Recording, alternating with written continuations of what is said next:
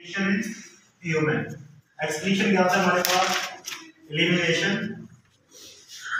Of nitrogenous wastage. जितने nitrogenous wastage होते हैं उनको आप बॉडी से क्या करते हैं? निकालते हैं। ठीक है, अब ये नाइट्रोजनस वेस्टेज होते हैं इनकी आपके पास तीन टाइप होती है। तीन बेसिकली नाइट्रोजनस वेस्टेज की तीन टाइप है। पहली टाइप हमारे पास क्या आ गई? यूरिया। दूसरी टाइप हमारे पास क्या आ गई? Uric acid. और तीसरी टाइप हमारे पास क्या है? अमोनिया। क्या है? अमोनिया। ले रहे हैं यहाँ पर। अब एनिमल में बेसिकली हम एक्सक्रीट करते हैं यूरिया। क्या एक्सक्रीट करते हैं? यूरिया। तो यूरिया के लिए सबसे पहले हमारे पास स्ट्रक्चर डेवलप होते हैं। क्या होते हैं? स्ट्रक्चर डेवलप होते हैं जिनके अंदर आपके पास लीवर आता है और क्या आता है? किडनी आती है। अब हम बात करते हैं मेटाबॉलिक वेस्टेज की। किसकी बात करते हैं? Metabolic wastage. इंसानों में जो नाइट्रोजनस वेस्ट होता है क्या होता है? नाइट्रोजनस वेस्ट होता है आपका। इसमें ये वेस्ट आपके पास प्रोड्यूस होते हैं मेटाबॉलिज्म से। किससे? मेटाबॉलिज्म।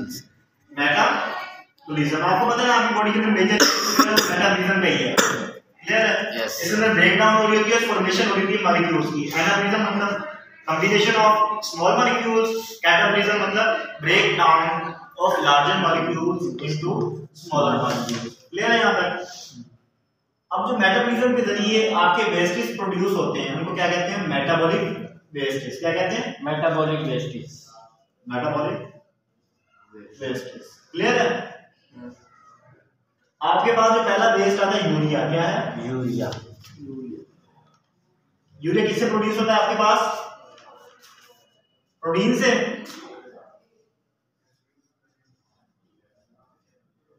प्रोटीन से प्रोड्यूस होते हैं अमीनो एसिड से। प्रोटीन्स के अमीनो एसिड से। ठीक है, यूरिया आपके पास प्रोड्यूस हो रहा है आपके प्रोटीन के अमीनो एसिड से। उसके बाद आता है आपके पास क्रिएटिनाइन आता है। क्या आता है? क्रिएटिनाइन। ये भी आपके पास वेस्ट होता है। क्या होता है? वेस्ट होता है। ये जो मस्कुलर वर्क होता है क्या होता है? मस्कुलर वर्क जो आपके मसल्स काम करते हैं, ठीक है, रिलैक्स करते हैं, कंट्रैक्ट करते हैं, ये मस्कुलर वर्क के जरिए एक एलिमेंट आपकी बॉडी में इसे कहते हैं क्रिएटिन कहते हैं। क्या कहते हैं? क्रिएटिन। इसकी ब्रेकडाउन से प्रोड्यूस होता है क्रिएटिनाइन। क्लियर है? उसके बाद आपके पास आता है यूरिक एसिड। क्या आता है? Uric acid. ये बनता है आपके पास ब्रेकडाउन ऑफ न्यूक्लिक एसिड। किससे बनता है? Nucleic acid. आपको पता है न्यूक्लिक एसिड की दो टाइप्स होती हैं, डीएनए और आरएनए। डीऑक्सीराइबोन्यूक्लिक एसिड है, राइबोन्यूक्लिक एसिड। क्लियर है? Yes sir. ये वेस्टेज क्लियर है। इसके बाद आता है आपके पास बिलिरुबिन वेस्ट। कौन सा आता है? Bilirubin waste. ये आता है ब्रेकडाउन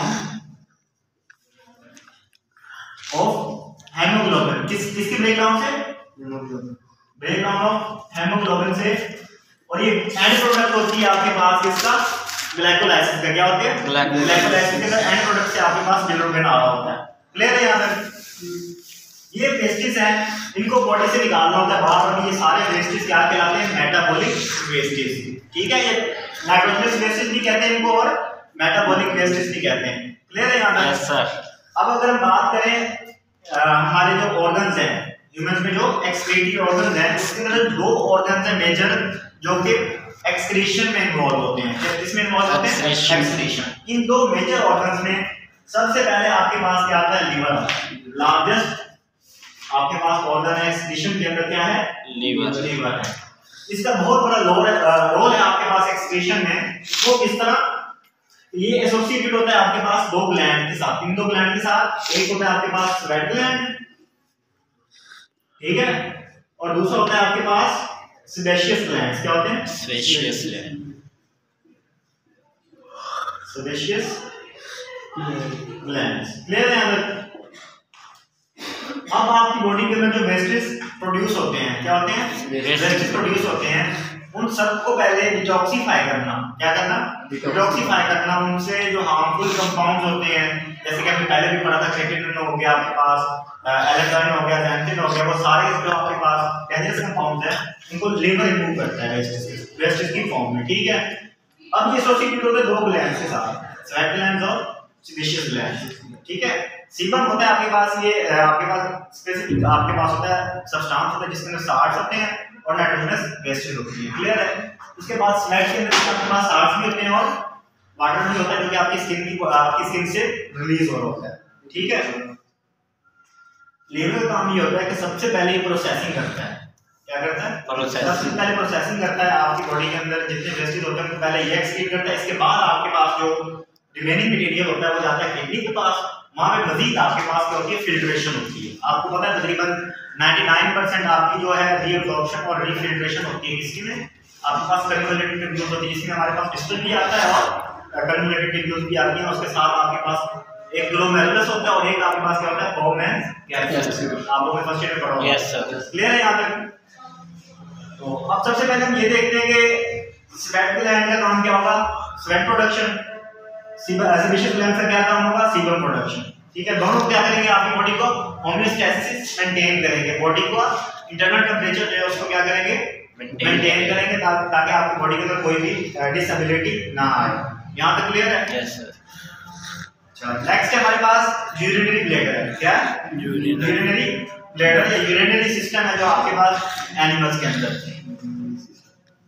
क्या है आपके पास? Urinary system. इसको आपको डायग्राम में एलाबोरेट करते हैं ताकि आपको ज्यादा क्लियर हो। फॉर एग्जांपल ये कोई भी बॉडी है, ठीक है? कोई भी बॉडी जिसका जिस्म है, ठीक है? Yes sir. इसके अंदर आपके पास ये प्रेजेंट है किडनी। क्या प्रेजेंट है? किडनी। ठीक है? आपके पास डी शेप होती है। किस शेप? किडनी आपकी होती है डी लोबिया। ठीक है? लोबिया की शक्ल में। क्लियर है? इनके अंदर आपके पास होते हैं नेफ्रॉन्स। क्या होते हैं? नेफ्रॉन्स।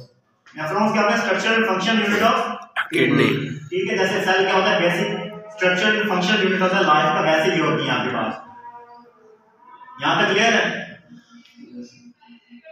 ये हमारे पास किडनी का स्ट्रक्चर आ गया। ये हमारे पास क्या है? किडनी। और इसके पास से एक आपके पास एक ओरिफिस होती है। क्या होती है? ओरिफिस होती है जहां से आपके पास यूरेटर निकलता है। इसको कहते हैं पेल्विस। क्या कहते हैं? पेल्विस। क्लियर है यहां तक? Yes sir. अब ये पेल्विस क्या करती है? नीचे जाती है आपके पास। पेल्विस से आपके पास एक ट्यूब निकलती है। क्या निकलती है? ट्यूब निकलती है।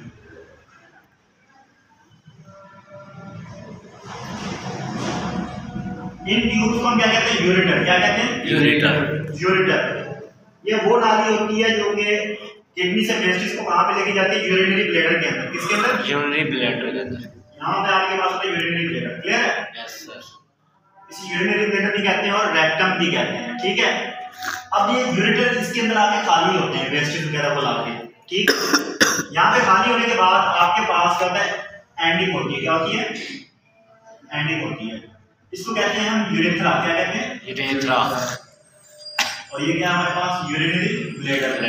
क्लियर है यहां तक? अब इस यूरेथ्रा में यहाँ पे एक ओपनिंग होती है। क्या होती है? ओपनिंग होती है। इस ओपनिंग को हम कहते हैं यूरेथ्रल ओरिफिस। क्या कहते हैं? Urethral orifice. ओरिफिस का मतलब होता है होल, सुराख। ठीक है? अब यहाँ पे अगर आपके पास यूरेथ्रल ओरिफिस के अंदर से आने के बाद अब सबसे पहले हमने पाथवे देखते हैं।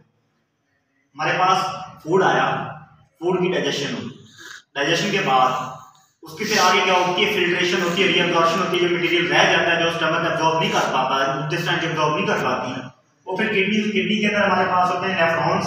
नेफ्रॉन्स के अंदर हमारे पास होते हैं कन्वर्टेड ट्यूब्यूल्स होती है जो कि फिर एब्जॉर्प्शन और रीअब्जॉर्प्शन करती है। क्लियर है? Yes sir.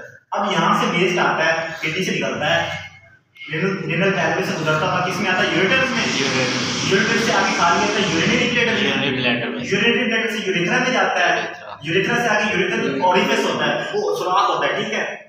अब इस यूरेथ्रल ओरिफिस के ऊपर दो स्ट्रक्चर होते हैं। मेल के लिए पेनिस होता है, फीमेल के लिए वजाइना होता है। क्लियर है? दोनों अपने यूरिन जो है यहाँ से एक्सक्रीट करेंगे और इनकी बैक साइड पे एनस होता है जहाँ से सॉलिड एक्सक्रीटरी स्ट्रक्चर निकलेगा, मटेरियल निकलेगा। क्लियर है? यहाँ तक क्लियर है? Yes sir. तो इस तरह हमारे पास क्या होती है? आपके पास ये ह्यूमन का क्या है? यूरिनरी सिस्टम है। इस तरह यूरिन बनता है और ट्रैवल करता है आपके पास रेक्टम में। अब बाद लोगों की जो यूरिनरी ब्लैडर कमजोर होते हैं, क्या होते हैं? कमजोर। यूरिनरी ब्लैडर जितने कमजोर होते हैं तो वो ज्यादा देर तक अपने यूरिन को कंट्रोल नहीं कर पाते। ठीक है? तो उनके बेसिक फिनोमेना यही होता है कि यहाँ पे आके आपका सारा यूरिन स्टोर होता है। क्या होता है? स्टोर होता है। यूरिन आपका सारा यहाँ पे आके वेस्ट नाइट्रोजनस वेस्टेज यहाँ पे आके स्टोर होते हैं।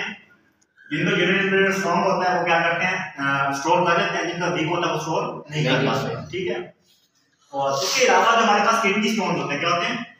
किडनी स्टोन होते हैं। वो स्टोन आपके पास किडनी में भी हो सकते हैं। ठीक है। किडनी में जब यहाँ पे आएंगे, इस आपके पास पेल्विस के पास आएंगे, तो यहाँ से जाहिर बात है वेस्ट जो है वो बाहर नहीं निकल पाएगा, यूरिन बाहर नहीं निकल पाएगा, किडनी में स्टोर होगा, तो जिसकी वजह से किडनी का भी एक्सपैंड होगी और अपनी नॉर्मल उसका जो विड्थ है उससे ज्यादा जब एक्सपैंड करेंगे तो जाहिर बात है पेन होगा, मसल जो है वो पेन करेंगे किडनी के। क्लियर है? उसके अलावा अगर आपके पास यूरेटर में भी हो सकता है, वो स्टोन आपका यूरेटर में भी हो सकता है, यूरिनरी ब्लैडर में भी हो सकता है और यूरेथ्रा में भी हो सकता है। क्लियर है? ये जब अल्ट्रासाउंड करते हैं तो लोकेशन मिल जाती है कि कहाँ पे ब्लॉकेज आ रही है। क्लियर है? वो स्टोन आपका दिख जाता है अल्ट्रासाउंड में। अल्ट्रासाउंड भी दो तरह के होते हैं, एक होता है आपके पास ब्लैक एंड व्हाइट और एक होता है कलर। ठीक है। इसके बारे में हम आगे डिस्कस करेंगे जब ये डिजीज आएंगी। तो आज का टॉपिक यही तक है, नेक्स्ट डे डिस्कस करेंगे। Good morning. ठीक।